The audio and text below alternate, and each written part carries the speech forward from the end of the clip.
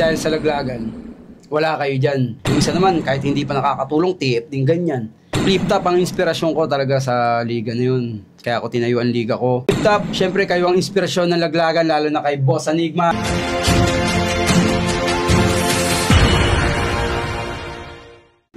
Alright, good morning, good afternoon, and good evening sa inyong lahat mga bossing. Siyempre, panibagong araw, panibagong podcast na naman. At alam niyo naman na lagi kong sinasabi sa inyo, parating special at bigatin ang mga bisita natin dito sa Boss JJ Podcast Studio. At siyempre, sa mga hindi pa nakasubscribe, mag-subscribe na po kayo para parati kayong updated sa mga bagong video ilalabas natin kasama mga bigating MC ng Flip Top at iba-iba pa mga businessman, mga vlogger, mga negosyante makakasama natin dito.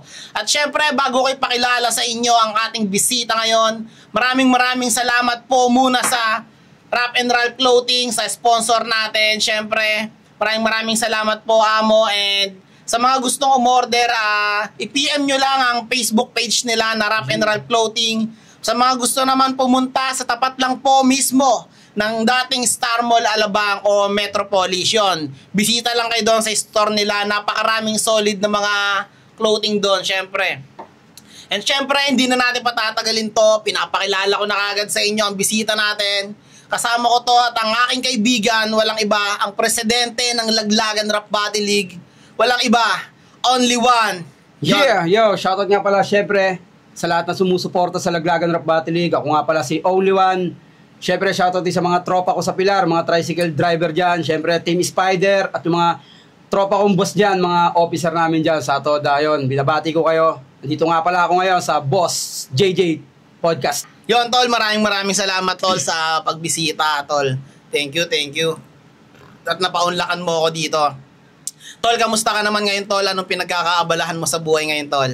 Yo, sa ngayon, syempre, ang kakaabalaan ko ngayon sa buhay ko ay pagta-tricycle driver. 2 taon na ako nagta-tricycle driver sa Pilar. Sa Las Piñas, syempre, shoutout nga pala sa lahat ng mga pasahero ko dyan na kulang yung bayad.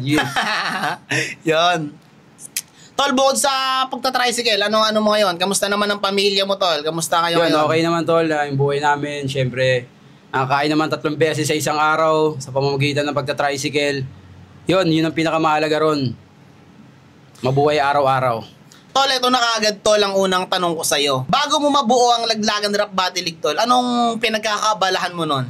Rapper ka rin ba o dati kasi MC mga 2012, 13, 14, 15, nabattle na rin ako. Las Piñas at Cavite, bumabattle na rin ako. Halos linggo-linggo yung battle namin nun.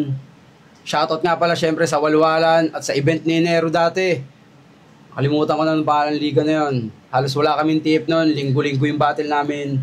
Halos TY lang talaga, pero yun, syempre dahil sa pangarap, kaya ginagawa namin yun. Dati pala is bumabattle ka din at nagrarap ka din bago mabuo ang Laglagan Rap Battle League. Contest din kami, ha. Maharang din kami sa mga rap contest dati. Ang dami din namin trophy.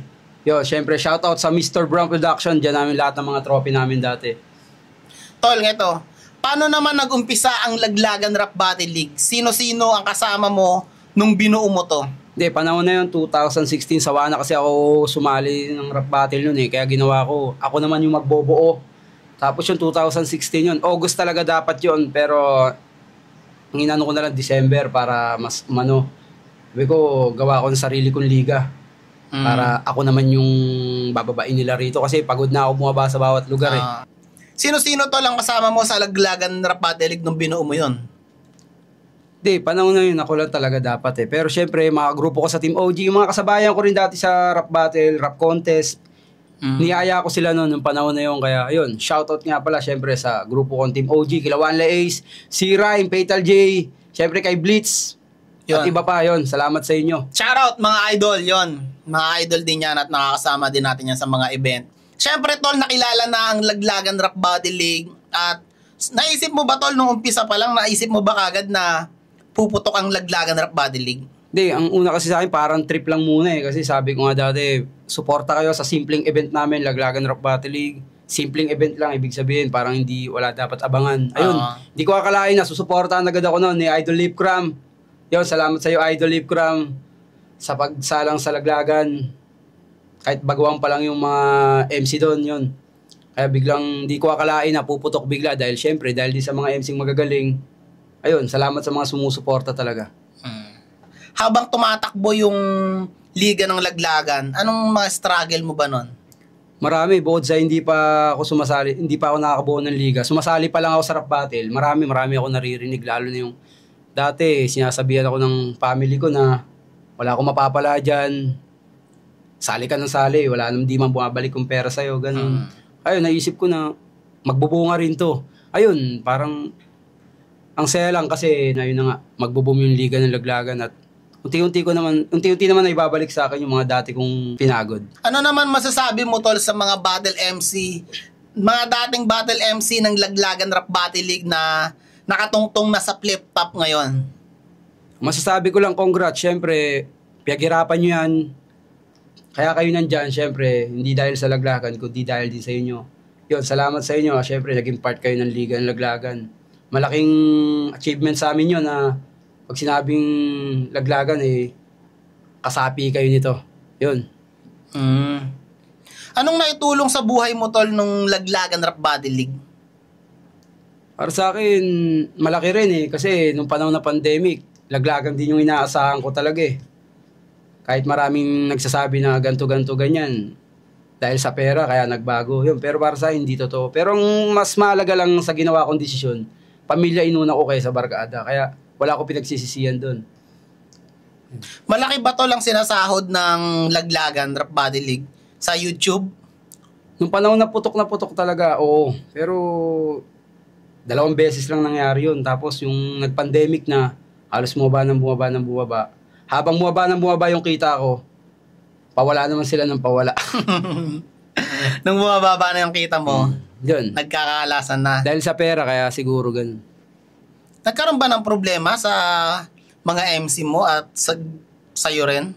Dahil sa pera talaga, isa sa mga kakaproblema dahil sa pera. Dahil syempre, gusto nila kung anong meron ako, meron din sila. Parang gaaralang pakinggan na hindi ka pa masyado nakakatulong sa liga Naghahangad ka kagad ng ganun. Dapat trabaho muna bago Kaya yun lang. Kaya kami nagkawatak-watak ng panahon na yun dahil talaga sa pera. Dahil din sa inggit yun. Anong masasabi mo naman tol sa mga battle MC na nakatungtong na ng flip top tapos minamaliit ang Laglagan Rap Battle League? Ewan ko sa mga, hindi ko alam ba't ganyan yung mga problema ng mga yun Ano bang problema nyo sa Laglagan Pag sinabing Laglagan, parang may sakit. May sakit o madumi o basura tingin nyo sa amin Pero ito yung sampal sa pagmumukha ninyong lahat na kundi dahil sa Laglagan, wala kayo dyan. Yun lang ang masasabi ko. Yung mga galing sa Laglagan yun. Galing sa mga Laglagan. Hindi naman din lahat galing Yung mga nanggaling sa Laglagan Rap Battle League. May iba dyan, nagsasabi ng kesyo ganyan. Pero sa kabagaling, dapat tinitingnan mo muna. Dapat pinag-iisipan nyo muna yung sinasabi nyo sa amin bago nyo sabihin. Kasi unang-unang sa lahat, dito kayo galing, bago kayo nandyan. Kaya shoutout sa Flip Top Saludo sa inyo. Yun, kay Boss Arik, syempre saludo tayo dyan kay Boss. And syempre tol, ano naman yung nababalitaan natin tol ng mga napapakinggan natin na TF issue daw sa Laglagan Rap Battle League tol. Paano ba? May TF ba yung mga MC mo? Dahil sumasahod din naman sa YouTube. Paano ba doon tol? Bakit ba nagkaalasan yung mga MC? Dahil ba sa TF? Tama. Paliwanag mo tol para maintindihan nila. Tama, dahil sa TF. Kaya nagkaalasan dahil syempre gusto ng isa, TF yung ganto. Yung isa naman, kahit hindi pa nakakatulong, TF din ganyan. Ayun ang pinoproblema ng bawat MC kahit wala pang naitutulong. Kaya problema talaga nila TF Kaya nagkalasan, sulsul na ganto, sulsul na ganyan. Buo tayo ng sariling liga natin, buo tayo ng sariling ganto. Tingnan natin. Ayun, pero watak-watak din dahil nga sa pera pinag-uusapan May mga battle MC din ng Laglagan na bumuo rin ng liga. Bumuo rin sila ng sarili nila pero hindi man tumagal dahil din, kung pera rin issue. Pero bahala na sila. Okay. Dapat tinanong muna nila ako bago sila kung ano naman sasabihin nila. Dapat tinanong muna nila ako. May mga MC ng Laglagan na nag-alisan pero hindi pa ako tinatanong. Hindi ka nakausap. Dapat pala. Dahil sumama lang siya sa ganito, umalis si ganito Sige, sama na ako. Pero hindi nila alam yung tunay na kwento. Kaya yun ang nakakatampo ron. Dapat, hindi mo pa alam yung kwento. Parang anak mo yan Huwag mo munang papaluin hanggat hindi mo pa alam na may kasalanan siya. Yun, tama. Hindi pwedeng paluin mo agad. Ayun ang pangit dun. Wala nang magagawa. Kung TF pa rin usapan nila dun, problema nila dun, mismong sila na yung problema. Hindi na yung TF, di ba? Oo. Sila na mismo problema ng liga, hindi na yung TF mismo Kasi kahit saan kadalin, problema mo TF eh. Ikaw na may problema nun. Hindi na yung mismong may-ari ng liga. Gaano kasakit sa'yo, tol, na syempre bilang presidente ng Laglagan Rap Battle League, gaano kasakit sa'yo na nalalaman mong nag-aalisan na yung mga MC mo, lumilipat na sa ibang liga? Masakit sa akin yun. Syempre, ngayon, ilang taon na kami? 8 years. Isang taon mahigit na hindi kami nakapag-event ng maayos dahil syempre, dahil din sa kanila nawala sila. Halos yung mga bago ngayon, parang natitrip na lang, line-up. Tapos pagdating ng laban, wala naman. Nakakamiss din yung ibang MC na talagang mga veterano ng Laglagan na umalis. Pero yun ang pinakainaan ko, hindi nila ako tinanong muna eh. Sa TF talaga ang problema nila. Pero wala tayong magagawa. Siguro part lang talaga tayo ng panahon na yun na magkakasama tayo. Ngayon, panibagong naman, henerasyon talaga. Hindi pwedeng habang buhay pala, tayo pa rin. Oo. Diba? Ngayon, tol, nabanggit mo na rin na panibagong henerasyon. Ngayon na napag-usapan natin kanina na magbabalik na ang Laglagan Rap Battle League, syempre. Paano mo ibabalik ang Laglagan Rap Battle League ngayon sa bagong era na marami ng mga bago naglabasan ng mga liga? Anong plano mo, tol? Papataasin mo ba yung value ng Laglagan Rap Battle League? Hindi na ba sa sementeryo yung mga sinasabi nilang venue? Paano mo aayusin yung, tol? Sa pagbabalik, anong plano? Ayun na nga kahit saan kasi ako pumunta, mga bata rong, kuya idol only, kailan babalik ang Laglagan? Wala pa akong masagot nung panahon na parang nag-iisip pa talaga ako. Pero ngayon, pagbabalik ang Laglagan Rap Battle League, syempre, sa pamamagitan ng shoutout kay Blitz yon sa GS Clothing. Yun, syempre kay One Lay Ace, kami bubuuli ng Laglagan Rap Battle League. Marami kayong aabangan na solid na lineup. Yung mga dati na gusto nyong makita na bumatil ulit, nagbabalik na sila. Parang lineup ng 2018, yung mga lineup na yun, parang mangyayari uli rito sa 2025. Ayun, marami kayong dapat abangan. Hindi na kami sa sementeryo. Sa kwarto na lang kami. Sa kwarto na ang venue. Marami kayong dapat abangan sa amin. Kahit na saan pa man kami mag-venue, salamat sa mga sumusuporta, Luzon, Visayas, Mindanao. Lalong-lalo na sa mga tropang Kalapan, Mindoro. Kay RC. Syempre sa Pangarap Rap Battle League, salamat sa mga sumusuporta dyan. Tol, sino naman yung inspirasyon mo sa bakit mo binuo ang Laglagan Rap Battle League? Sino yung inspirasyon mo? Sino yung nakikita mo na balang araw sana maging ikaw? Inspirasyon ko sa akin, parang flip top ang inspirasyon ko talaga sa liga na yun. Kaya ako tinayo ang liga ko. Siyempre, Flip Top ang number 1 sa buong mundo eh. Kaya, shoutout sa Flip Top. Siyempre, kayo ang inspirasyon ng Laglagan, lalo na kay Boss Enigma. Shoutout sa'yo, boss. Kaya ako bunuo ang liga ko dahil, siyempre, dahil sa Flip Top. Kaya nakakasipag pag mga ganyang kahusay yung mga MC na sumasalang dyan. Kaya, huwag naman sanang ganun. Kaya gusto ko. Paano bang nyo, tol? Paano ba setup nyo, tol? May beatbox ba ulit? Or may beat? O acapella na ba yung parating na bagong Laglagan? Yun, walang bago. Luma pa rin. Siyempre, may beat pa rin kami. Dahil doon naman dapat talaga may beat eh. Kasi hindi lahat sanay sa acapella eh. Kasi yung iba ron, solid yung sulat mo. Tapos pag inacapella mo, parang hindi impact eh. May pag sinalang mo sa beat, yung lakas pala nun.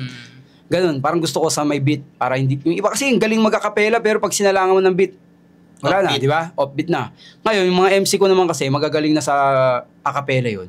Pero mahusay rin sa beat. Kaya, back to normal talaga. May beat pa rin para mas Tol, sa buong takbo ng buhay mo sa Laglagan Rap Battle League, siyempre, ikaw ang presidente niyan. And siyempre, sa buhay mo rin sa pamilya mo, ano yung mga natutunan mo, tol, na ayaw mo nang mangyari? Nangyari yung panahon na yun. Ngayon, magbabalik na kami. Gusto ko maging klaro na lahat. Gusto ko pag bumalik sila, tapos gusto ko malinaw na yung lahat kung ano yung dati, ganun pa rin, solid pa rin, halimaw pa rin bumatil yung mga MC ko, buhayin pa rin natin. Kayo lang naman ang bubuhay ng Laglagan eh, hindi lang ako, kaya tulungan lang tayo. Kaya shoutout kay Blitz, solid yan, kay Wale Ace, shoutout sa inyo. Paano, tol, may TF na ba yung mga bagong papasok ng liga? Siyempre, hindi na inaabangan at tanong ng marami. May TF na ba yung mga battle MC o paano ba? Usapan muna? Sa ngayon, ewan ko, pag nag-usapan namin, t-shirt, tapos foods, tapos transpo yata. Yun ang unang event namin na pinag-usapan namin. Siguro pag pumutok ulit, o syempre, pili lang ang dapat talaga eh. Yung mga hindi pa dapat, transpo lang siguro, foods yan. Kasi hindi pwedeng lahat 5K eh. Diba? 10 laban mo, ilan na yun, diba? Hindi pwedeng ganun, tapos papakitaan ka ng nawawala ako. Dapat talaga patas lang. Kung anong binigyan ka ng TF, dapat pakitaan mo rin ng ng husay. Hindi pwedeng naka-TF ka lang tapos okay na yun. Kaya sana sa lahat ng hingi ng TF, siguraduhin yung Karapat dapat kayo Karapat bigyan ng dapat TF. kayo may talent talaga. Kaya Baka mamaya kasi TF mo 1.5 pang 200 lang pala yun, yung mga talent. ganun lang, di ba? Ano sa inyo, mababadrip sa inyo mag-organize eh. Kailangan suklian nyo ng masigit pa dun. Eto naman tol, maiba naman tayo tol. Ano naman yung nakikita mo ngayon sa pagbabalik ng Laglagan Rap Battle League, di ba? Ano yung nakikita mo after 10 years from now sa Laglagan Rap Battle League? Anong nang nakikita mo sa kanya 10 years from now? 10 years from now? Pero kung magtutuloy-tuloy lang kami, kahit 5 years o 3 years pa lang, kaya na namin mag-boom eh. Kung talagang magbabalikan ng lahat, kaya namin mag-boom doon. Hindi na namin papaabuti pa ng 10 years. Kaya nga namin paabuti ng 500,000 subscribers yan, hindi naaabot ng ganun eh. Magbo-boom yan, basta magtuloy-tuloy lang kami. Huwag na silang titingin sa dapat na hindi naman tingnan eh. Wala sanang inggit, ganun. Kung lahat tayo walang inggit sa katawan, baka siguro puta, magbo-boom talaga yung Laglagan. Kaya, hindi naabot ng 10 years. 10 years na magbo-boom ang Laglagan ulit. Yun ang pinapangako mo sa kanila. Ito naman tol, personal question ko naman para sa'yo. Anong masasabi mo sa dating Only One? Na ngayon, syempre sobrang laking achievement mo rin na nagkaroon ka ng liga na Laglagan Rap Battle League na dati pinapangarap ko lang. Anong masasabi mo sa dating Only One? Kung makakasalubong mo yung dating Only One, anong masasabi mo sa kanya? Parang masasabi ko sa kanya, solid ang tibay mo eh. Kasi bumabattle talaga ako, bumabattle ako. Walang TF. Shoutout kay Mandy Mac, walwalang days pa lang, putang ina, di kami humingi ng TF. Halos pag mayroong damit, puta, para na kaming nanalo nung bigyan lang kaming damit, R&R, kung ano man. Napakahirap nung walang TF, walang pamasahe na binibigay, kami lang, minsan sasabit pa kami. Kaya sabi ko, putang ina, ang hirap pala, kung babalikan ko yun, parang hindi ko na kaya eh. Kasi ang hirap nung ganun. Sasali ka ng rap contest, sasali ka ng may lutuan, sasali ka ng rap battle. Tangina, wala kang makukuha. Sabi ko, puta, iba na pala ngayon. Sabi ko, parang ito na yung, parang konting nakamit ko na, ay puta na, unti-unti ko na pala nakakamit yung gano'n. Kasi, salamat sa dating salamat Only talaga One. sa dating Only One. Kasi naging matibay siya nun eh. Pero kung sumuko na siya nun, minto na talaga. Walang Laglagan Rap Battle League. Kaya yun, shoutout din pala kay Boss Bay. Rest in peace sa'yo, Boss Bay. Yun, tangina, yan ang isa sa mga kaalitan ko sa rap battle. Nagpupustahan lang kami, dalawa lang kami.